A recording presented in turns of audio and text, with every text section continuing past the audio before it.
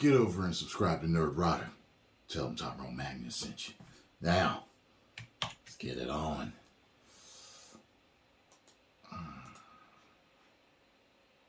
Quality needs attention to deliver quality. Doesn't happen by accident. And quantity, in our case, diluted quality. And Marvel suffered greatly from that. Go yourself. False. It wasn't the quantity. You stopped putting quality into your quantity. That's what happened. And instead, you filled it with garbage. Is that clear? I hope it is. Nerderotic.com.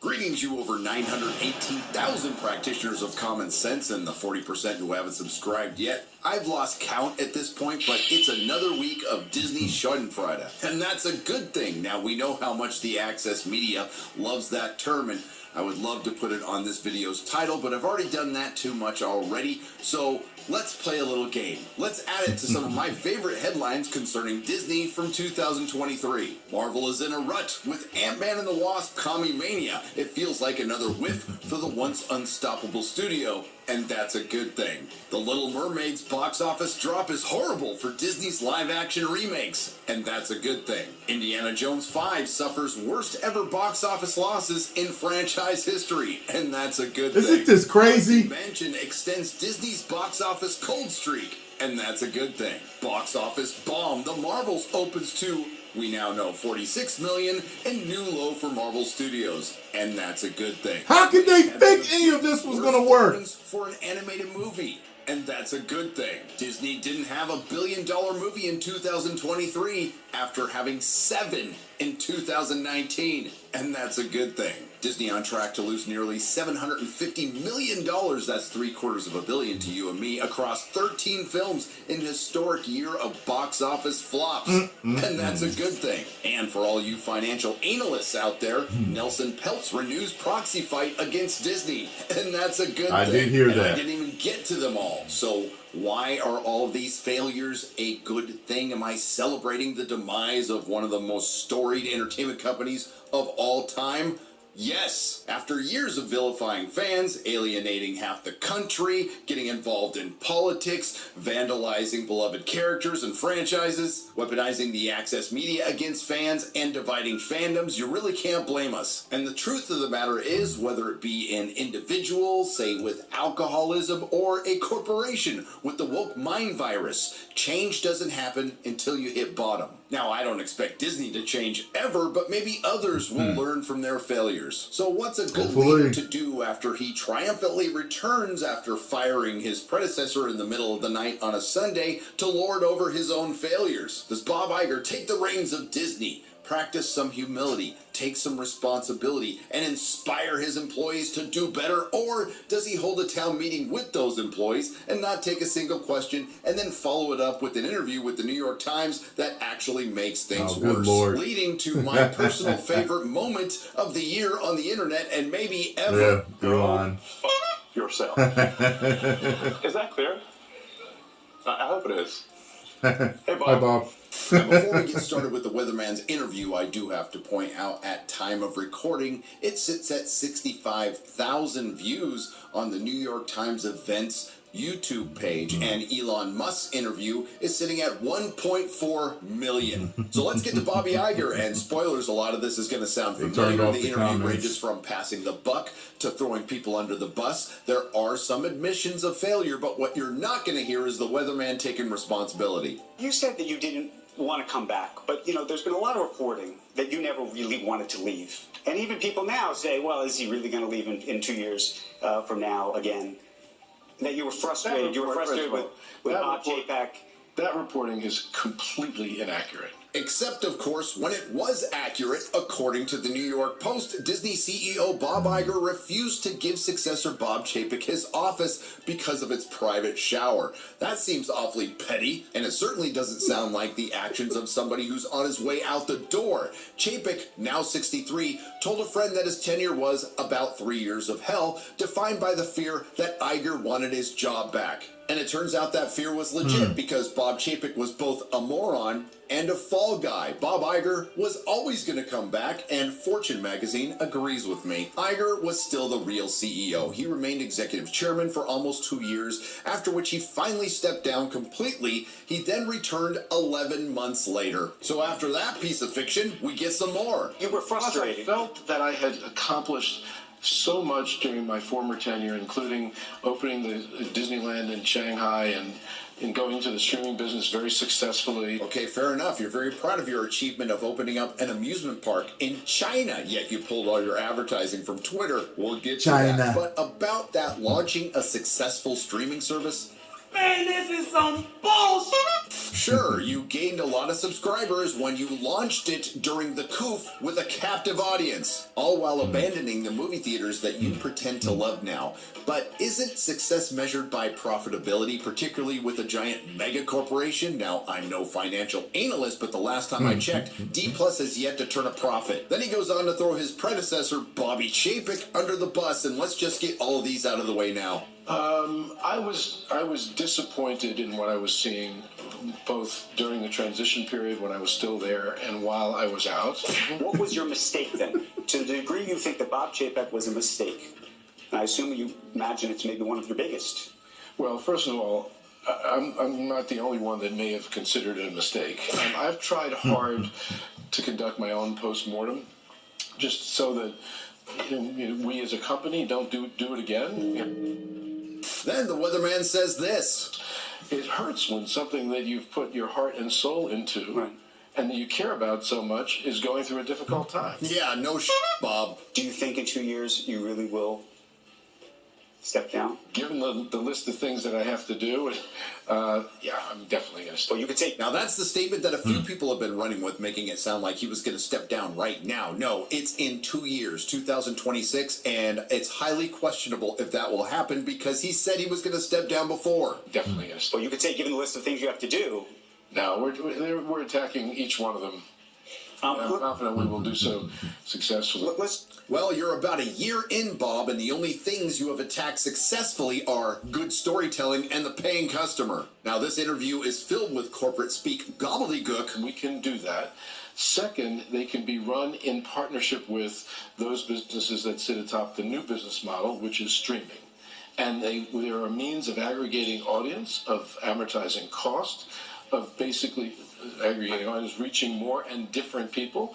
That sounds a lot like this. We keep making the same movie over and over and pandering to everyone, but suddenly it's not working. Then we've got to pander harder. Let me ask you about that IP. You just mentioned Pixar and Marvel and so many of these other things. Very recently, as you've seen, because you get the box office numbers every weekend, a number of these films have not performed.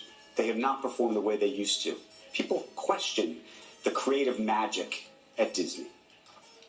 You can look at the Marvels. Puts it so well. I'm curious why you think that disappointed. You could look at Wish, Indiana Jones. Now, we know why all these films have failed. They were simply commoditized delivery systems for the message, filled with intersectional feminism and identity politics, prioritized over good storytelling. But let's hear Bob's answer. What do you think? What's happened? Well, I think you have to look at it a couple of ways. First of all, I think the movie business is changing, actually. Box office today is about 75% of what it was pre-COVID. I think we've conditioned the audience to expect that these films. You've conditioned us to know that good entertainment is coming from Disney. And in the past few years, you have totally destroyed all the IPs you own. That's what's happened. Will be on streaming platforms relatively quickly.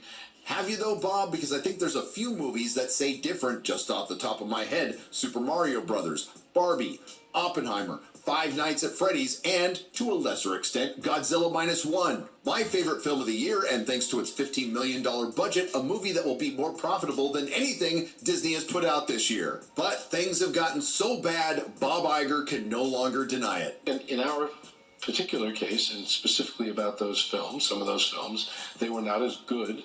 They were not as high in quality, not every one that you mentioned, as as some of their predecessors, our films, and as they should have been, particularly in this environment. Why do you think that was? A reminder, Why do the you think that Marvels was? is a sequel to Captain Marvel, where Captain Marvel was devoted in her own sequel, and this was Greek. I wish I could have been in the audience. I'd have been sitting there like this the whole time. Like, come on. We know why. Say it. Say it. Just like Sam Kinison in Back to School. Say it. Say it. Greenlit under Bob Iger's reign. As I said in my review, it doesn't rate very high on the agenda scale. It's not particularly woke, but its complete basis is in intersectional feminism. But let's hear Bob's excuse, because it is the worst kind of cope. Well, The Marvels was shot during COVID. There wasn't as much supervision on the set, so to speak, where we have executives there really looking over what's being done day after day after day. You heard right. The Marvel's failure was blamed on COVID, preventing executives to keep an eye on the diverse female director that they hired. I'm sorry, the diverse female director that Kevin Feige cast. Now, this excuse was so bad, even David Ayer had to chime in. And that was a result of, mostly of COVID, but at the same time, we increased our output tremendously to feed the streaming platforms. Too much, by the way. Mistake. You increased your output of woke. Okay? Sandwiched on, slathered, like gravy on top of all of your IPs. That's what happened. We all know what happened. We all know what happened. It's just so funny how they dance around this stuff. It's driving me nuts as a fan, because, believe it or not, I'm still a fan of Disney and the majority of the IPs that they own. I just want them to hear me as a fan, because I speak for the majority of their fan base. And the majority of their fan base does not like what they have been putting out. Period. Get back to normal. Stick to the fundamentals of great filmmaking. Stick to keeping the fundamentals of the characters sound and rooted where they should be. And you should be fine again. Oh, and hire the Russos again. There we go. Back to $1 billion movies. Definite mistake. And no, you don't have to question your sanity. You just heard Bob Iger blame the rest of Marvel's failures on COVID, which caused a shortage of executives. Quality needs attention to deliver quality. Doesn't happen by accident. And quantity, in our case, diluted quality. And Marvel suffered greatly from that. So how's Bob going to turn things around? Well, he spends a lot of it talking out of both sides of his mouth by admitting that they make too many sequels. I don't want to apologize for making sequels. Some of them have done extraordinarily well, and they've been good films too. I think there has to be a reason to make them. You have to have a good story. And often the story doesn't hold up to, they're not as strong as the original story. That could be a problem, but it just has to have a reason. You have to have a reason to make it beyond commerce. Then Bob somewhat complains about Elemental being considered a flop, and even calls the perception of this curious. By the way, which is interesting about kind of the New World Order, did okay at the box office. Elemental's a good example, about $500 million at the box office. By the way, to some studios, that would be a gigantic hit. When Disney has a $500 million film, it's a failure, which is interesting. What's curious is Bob doesn't mention the insane budgets that led to the 13 films that have come out this year to lose $750 million. So Bob has essentially repeated what he said at least twice over the past year, that Disney's going to focus on quality over quantity. Then Disney's politics get brought up. Will Disney stay out of making political statements? I think there's a misperception here about what politics is. Really? And I think that some of the subjects that have proven to be controversial as it relates to Disney have been branded political, and I don't necessarily believe they are. I don't think when you are telling stories and attempting to be a good citizen of the world. So, whether they're political or not, the subjects people have asked to be left out and to get back to normal. So do that. Whether you think it's political or not, You know what factors are affecting your film. So keep those out. There we go. Back to happiness and the happiest place in the world and people not doodling in line at the theme park. That's political. Just not how I view it. Do I like the company being embroiled in controversy? Of course not. It can be distracting, and it can have a negative impact on the company. And to the extent that I can work to kind of quiet things down, I'm going to do that. Oh, I'm sorry. That's a clip from November 2022. I was going to Here's say that the looked clip from old. just a few days ago. When it comes time to taking positions about issues, I have tried really hard over the years, and I'm not calling them politics, because a lot of them are not politics. Sometimes it's what is right and what is wrong. When it comes time to taking positions, I have tried really hard to apply a standard that is relevant to, it asks, is this relevant to the company? There are times when there are subjects that maybe we should not comment on because they're not relevant, unless they are of such importance to the world. When, by the way, I think, it's interesting when you think about the world and who people listen to and what they expect of leaders. And I just think that there's a time and a place for companies to weigh in on issues. And it's actually something that I think CEOs get paid to do. Bob has also said multiple times that he wants to quiet things down Well, my in whole the thing culture is war, this. but every time he says something... There's a time and a place. And the past few years definitely have not been the time or the place, respectfully, sir. So just please just steer the company in the right direction. Because, speaking frankly, we all know what's going on. And, I'm sure behind closed doors, you guys are like, all right, might have to take this out of the next movie and take this out and that out and this out and that out. And we should be able to make some money. something like this, he steps right back in it. I mentioned X, and we're going to see Elon Musk in a little bit. Mm-hmm. You stopped advertising on X. We did. Tell us about that decision. And by him taking the position that he took in quite a public manner, we just felt that the association with that position and Elon Musk and X was not necessarily a positive one for us, and we decided we would pull our advertising. First, the good news for me and you. Now that Disney's pulled its advertising from Twitter, we don't have to watch their garbage trailers. And some more good news. This was a mask-off moment. Yes, a lot of giant corporations, in my opinion, colluded behind the scenes to leave Twitter, not because of a disingenuously framed tweet by a political organization, because they wanted to take out a potential competitor and somebody who was disrupting the system. Elon didn't take kindly to that, which led to the greatest moment of this year. Don't advertise. You don't want them to advertise? No. What do you mean? If somebody's going to try to black Elon got a belly like me. with money, go fuck yourself.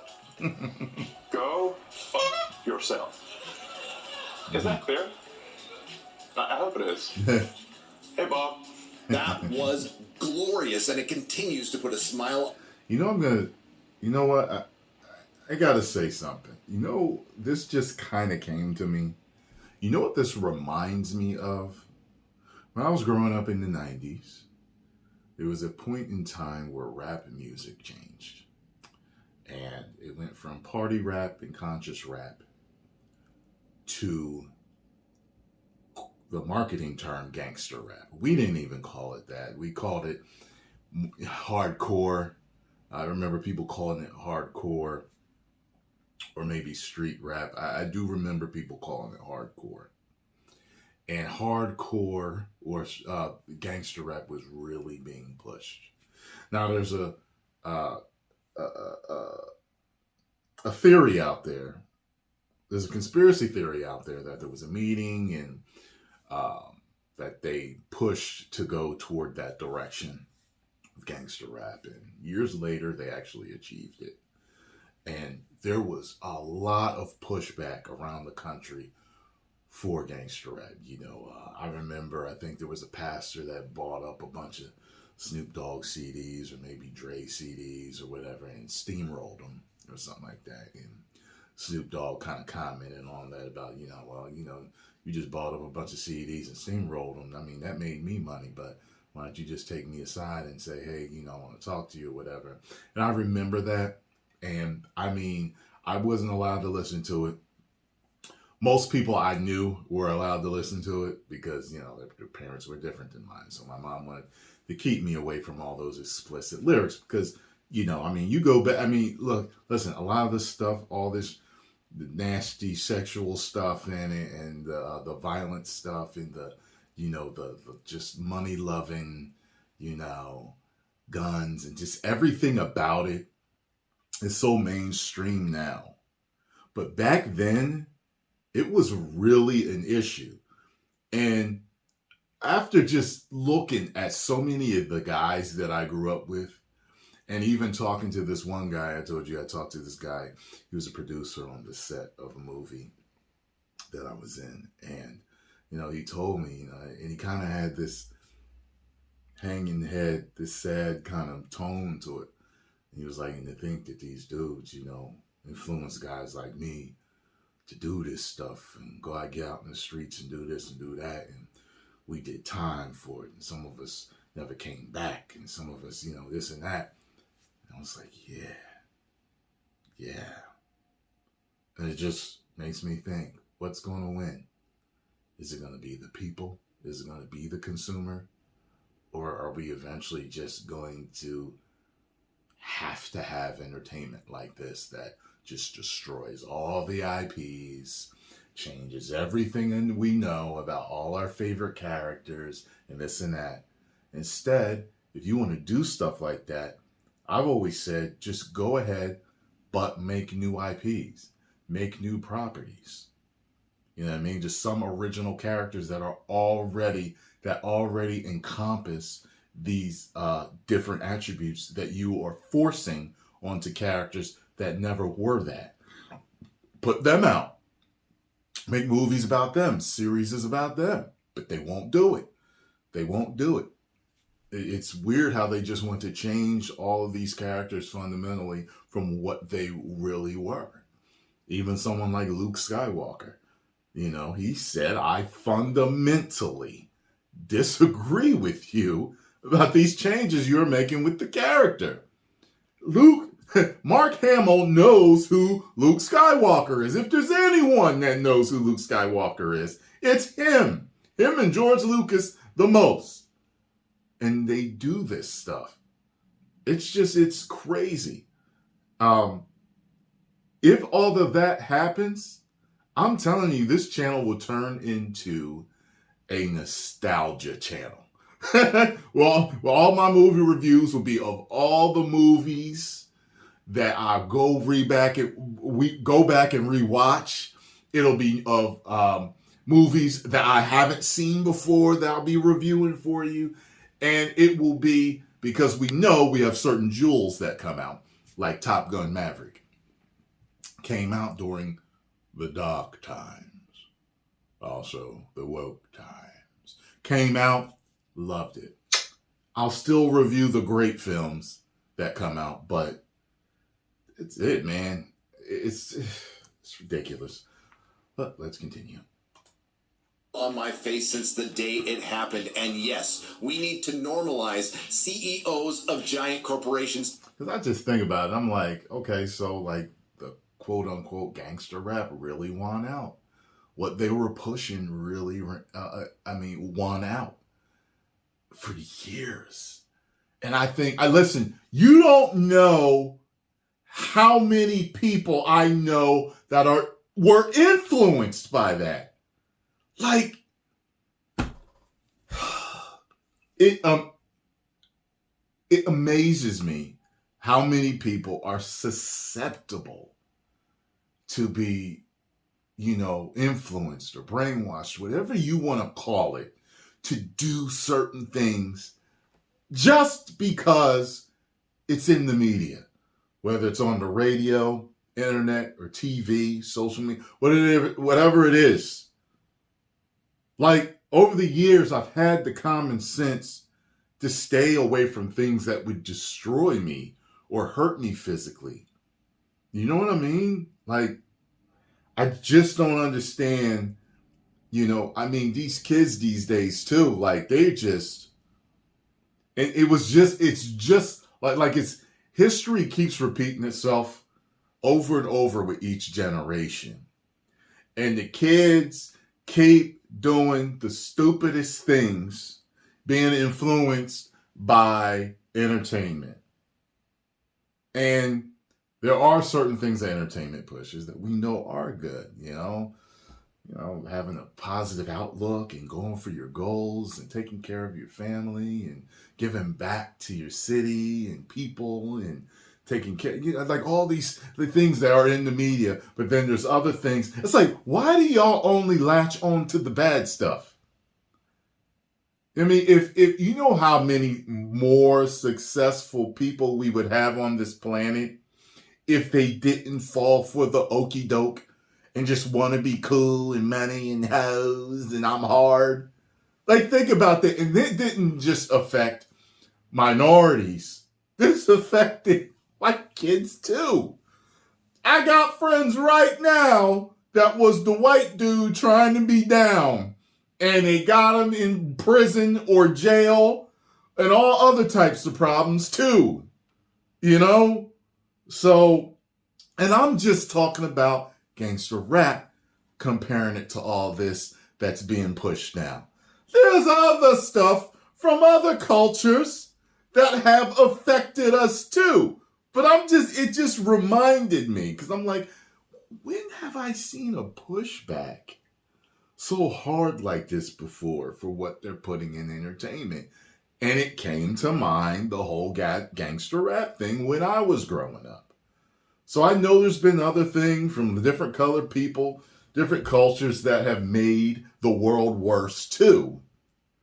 And I don't care how good the beat was. Like me personally, I was always a guy that listened to the beat. If I liked the song, I would listen to it. But it never influenced me to actually go out and take someone's life or sell some drugs or knock somebody out in the street or get a bunch of women pregnant or do something illegal. No, it just never did. I was just like, these dudes is crazy. I ain't doing it though. That's it. I wanted to be happy. I knew that a life of crime was not good.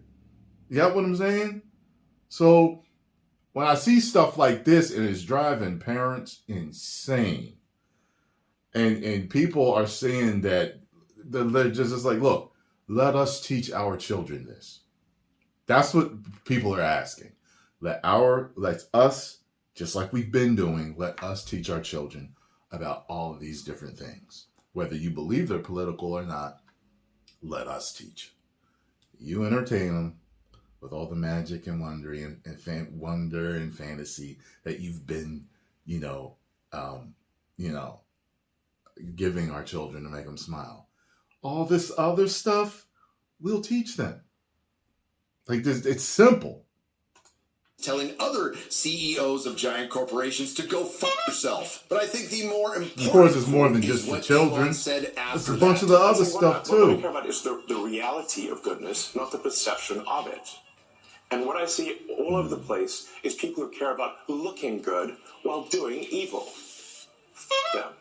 And Elon's not wrong, especially when it comes to Disney, who continues to advertise heavily on TikTok, which has its own problems that Elon pointed out. Then, of course, there's Disney shrinking Finn on the Force Awakens poster for China, covering up Chadwick Boseman's face on the Black Panther poster for China, and thanking a concentration camp in China. And I don't understand that. Why? Why would you do that when clearly once they buy the ticket, Asians are extremely intelligent people, okay? It's called Black Panther. Why wouldn't they go to see it? Covering his face isn't going to make a difference. They know who Black Panther is. They know who Finn is. Why cover his face? Or make it shrink Finn and cover Chadwick. If I was Chadwick, I would have been so pissed off about that. And he probably was. But these double standards for marketing to different people,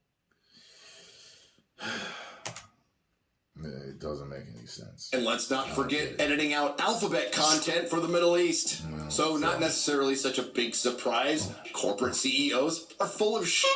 But it's great when they start calling each other out. I'm hoping for cage matches next. And while there is bad news, these giant corporations are going to continue to divide fandoms that were harmonious for many, many years. Change is on the way. More people are waking up. I am currently in Los Angeles attending the Los Angeles Comic-Con, and I will be co-hosting 2 panels. One called The Death of the Modern Franchise, and the other one called Why 99% of Movies Are Garbage Today. And the fact that we can have these panels at a Comic-Con next to all the diversity panels is a good thing. That is us winning. All on a weekend where a little monster movie from Japan, That's Godzilla cool. -1, is You got your own panel doing your thing. That's what I'm talking about. Proving that while So the you and message Eric divides, good stories will always bring people together. If you like what you heard, please like, share, and subscribe. If you didn't like what you heard, I thank you for listening this long. I will see you in the next video. Nerdrotic.com. Good video, my man. Good video. If you all enjoyed my reaction, make sure you hit the like button, subscribe, and share. And I will see y'all in the next video. Woo!